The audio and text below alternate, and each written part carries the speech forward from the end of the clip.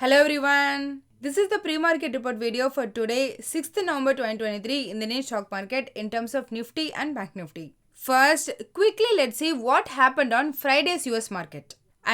Before their market opening, US Labor Department released the US non-farm payroll data, which is commonly called as jobs data, along with that US unemployment rate. The non-farm payroll data for the October month came as 1,50,000 against expectation of 1,80,000.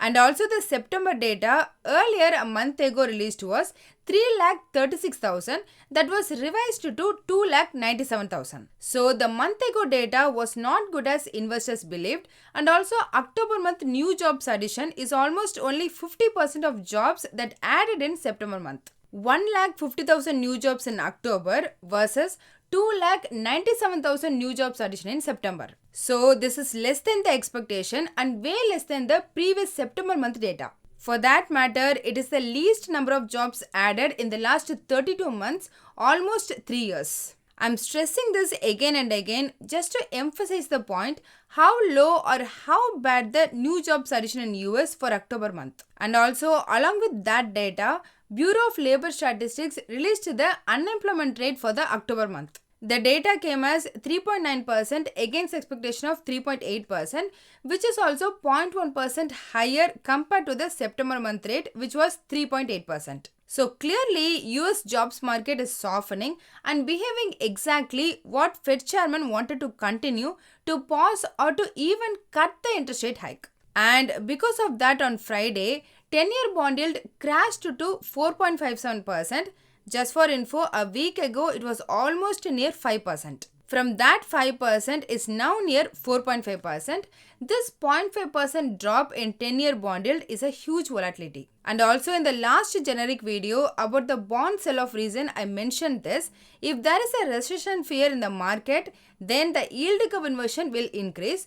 And if no recession fear means, then that will reduce the yield curve inversion. In line with that, please have a look at this graph. Here around July 2022, yield curve inverted, it dropped below zero. And in June-July 2023 period, it reached the maximum of over 100 basis points as the recession fear peaks. However, in October last week and last week except Friday, inversion reduced all the way to just 16 basis points.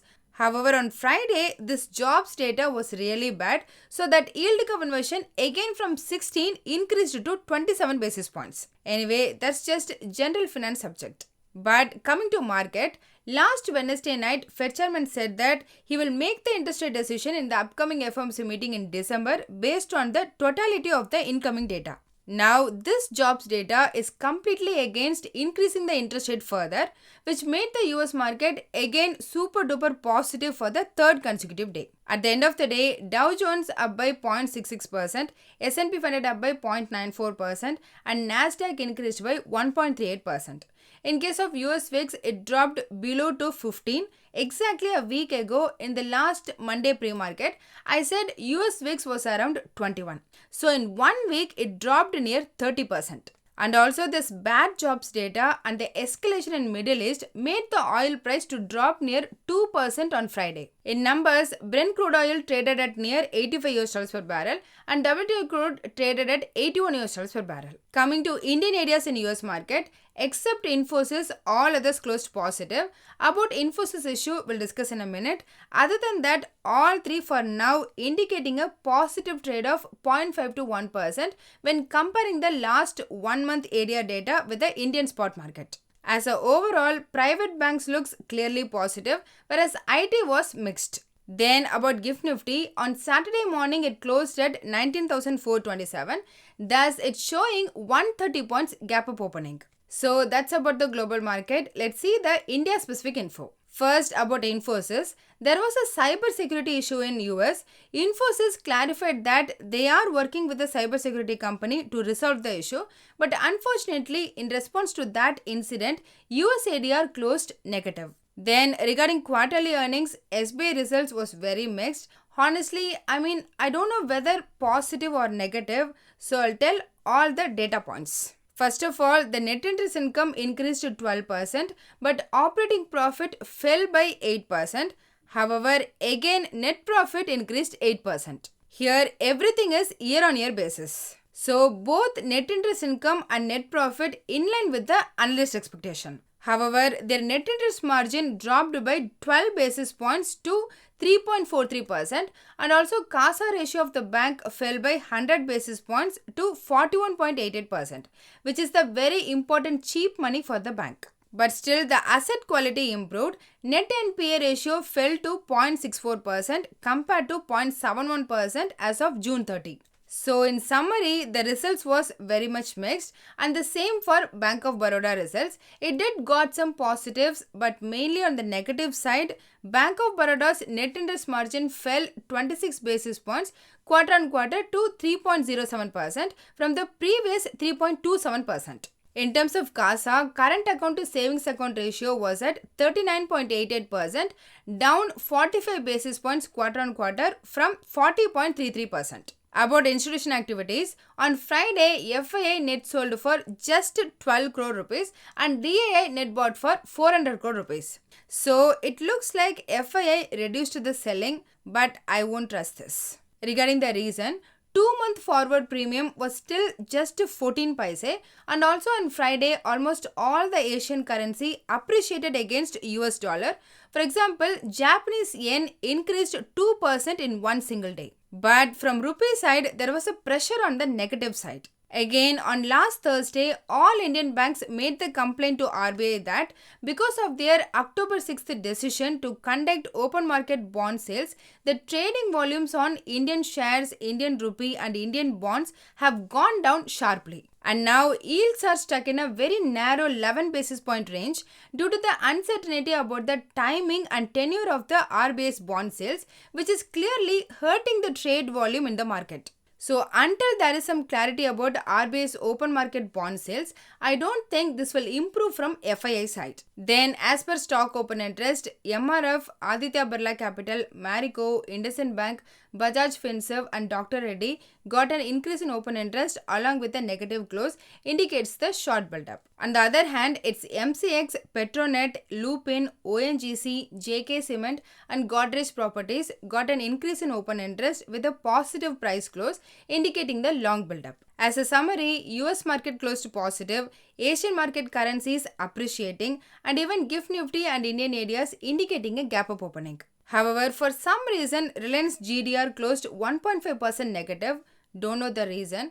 And also government banks posted the mixed results. So not sure how market will react for that. Regarding the things to look out, today Divi's Lab, Bharat Forge, Hindustan Petroleum, Nykaa, Bajaj Electricals, Sun Pharma, Gland Pharma and Varun Beverages are some of the major Indian companies' earnings results are scheduled released today. Regarding macro, early morning before our market opening, Japanese Central Bank Monetary Policy meeting minutes is due. Then during our market hours, Eurozone PMI data is due at around 2:30 p.m. are some of the important macro we need to keep an eye out today. Coming to technical, on Friday, Nifty opened a gap up of 100 points and it traded very narrow range 50 points throughout the day and closed 97 points up compared to Thursday. It's a second consecutive day gap up and traded in that narrow range. Thus, on the daily chart, it formed a small-bodied bearish candlestick pattern with upper and lower shadow which resembles spinning top kind of pattern. Meaning same as Thursday's closing, indicating indecisiveness among buyers and sellers for the trend direction. And now Nifty is at crucial point 19,200 which acted as a strong support in August and followed a rally in September. So if Nifty holds 19,200 as a support and decisively surpasses 19,300, then the move towards 19,500 to 19,600 is the more probable scenario since 100-day moving average is at 19,300. But below 19,200 on lower side can keep the market range bound with support at 19,100 to 90,000 levels. Further, Nifty formed a higher low formation and seems to be on the verge of higher high formation. So today, if the follow-up candle gives a positive close above the Friday's high, meaning then there can be a confirmation of higher high indicating the positive trend with strong support at 19,000. Then in case of Bank Nifty, it also gained momentum and finally it maintained 43,000 mark, but again it formed doji candlestick pattern for third consecutive session, indicating the tug of war between buyers and sellers for clear direction. So going forward, 43,500 or 20-day is expected to be crucial for further up move towards 44,000. However, if it breaks 42,850, then that might push down the index to 42,000. On the options front, the maximum call option open interest was at 19,300 strike, followed by 90,500 and 90,400 strikes, with meaningful new maximum call writing at similar strikes. While the maximum put option open interest was at 19,200 strike, followed by 19,000 strike, with new maximum put writing at 19,200 strike, then 19,300 strike. Thus, from the options data, for now, immediate resistance area is shifted to 19,300, would be with the same support as previous session 19,000, then 19,200 will be a trend decider point. So that's all in this video. Hope you all got some useful information. Please consider subscribing the channel and liking the video, so it will help me beat the YouTube algorithm and also motivate me to do more. Please don't make any investment based on this, as I'm not a SEBI registered advisor. I am doing this for my and viewers' educational purpose only. Thanks for watching.